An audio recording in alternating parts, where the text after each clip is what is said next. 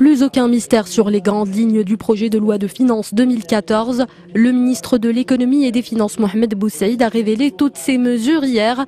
Le gouvernement table sur un déficit budgétaire de 4,9% du PIB. Cet objectif repose sur plusieurs hypothèses, notamment un taux de croissance de 4,2% en 2014.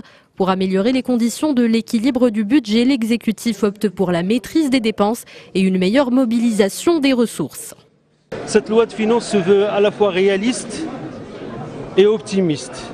Réaliste parce qu'il prend en considération l'ensemble des pressions qui sont aujourd'hui exercées sur nos finances publiques, avec l'espoir de revenir à un équilibre sur les 3 prochaines années, et optimiste et ambitieuse parce qu'il vise à concevoir sur les 3 prochaines années et à démarrer dès l'année prochaine, à réunir l'ensemble des conditions pour une vraie relance économique, capable d'encourager l'investissement et de créer plus d'emplois. Le gouvernement propose des mesures à même d'améliorer la situation de chaque secteur. Il s'est engagé à réduire le déficit en logement à l'horizon 2016. Le but est d'atteindre 400 000 unités au lieu des 840 000 enregistrées en 2011. Le secteur agricole sera sujet à une imposition progressive. À compter du 1er janvier 2014, l'exécutif envisage d'imposer les grandes sociétés agricoles qui réalisent un chiffre d'affaires supérieur ou égal à 5 millions de dirhams. L'exonération fiscale accordée au secteur de l'agriculture bénéficiera uniquement à la moyenne et à la petite agriculture.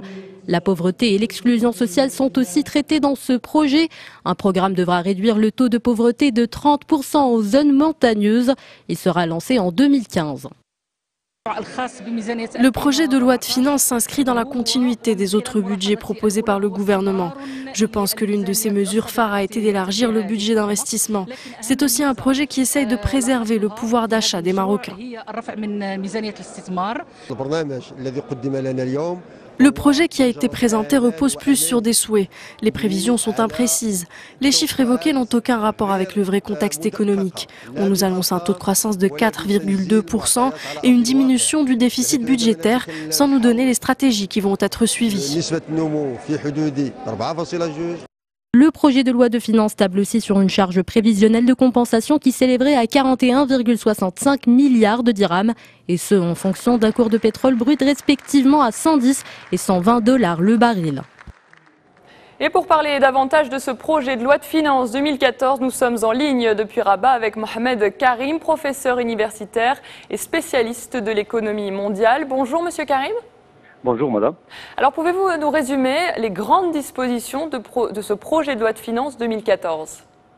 Alors le projet du budget pour l'année 2014, il vise officiellement la poursuite d'une construction institutionnelle et une amélioration de la gouvernance des politiques publiques. Par exemple, l'adoption de la loi organique des finances avec tout ce qui en découle, présentation du budget sous forme de cadre de dépenses à moyen terme, budget programme, et aussi la poursuite des réformes d'ordre structurel et sectoriel, comme par exemple le plan émergence industrielle, stratégie énergétique, plan Maroc vert, Aliutis, vision 2020 pour le tourisme et Rawaj. Néanmoins, je dois formuler 3 remarques. La première, et que le budget 2014 ressemble beaucoup plus au budget 2012. Pourquoi? Parce que les 2 budgets étaient austères, c'est-à-dire il y a une austérité, et dans lesquels les deux, il y avait des réductions substantielles des dépenses, notamment au niveau des dépenses du matériel et divers et des effectifs employés.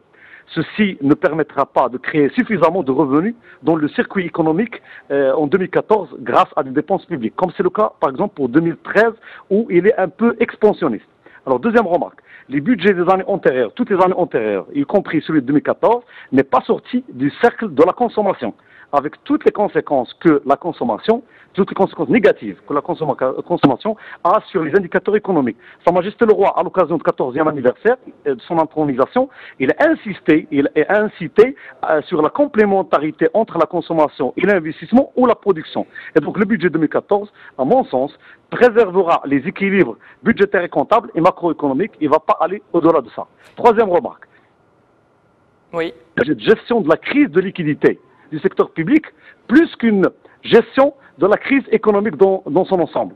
Et le secteur privé peut constituer, à notre sens, un levier. D'ailleurs, l'introduction des hommes d'affaires dans la nouvelle constitution du gouvernement 2 confirme le cas. Monsieur Karim, pouvez-vous nous donner quelques chiffres et nous dire sur quelles prévisions repose ce projet de loi de finances ? Alors, si j'arrive maintenant aux hypothèses. Aux hypothèses de base, si je tiens par exemple en compte la traduction des recommandations des assises de la fiscalité tenues le 29-30 avril 2013, qui vise à réformer la fiscalité, élargir l'assiette fiscale et supprimer les exonérations fiscales. Et si je maintiens aussi, si je reste dans l'esprit de la décision sage de Sa Majesté le Roi, de la fiscalisation de l'agriculture irriguée et maintenir l'exonération pour les petits et moyens agriculteurs.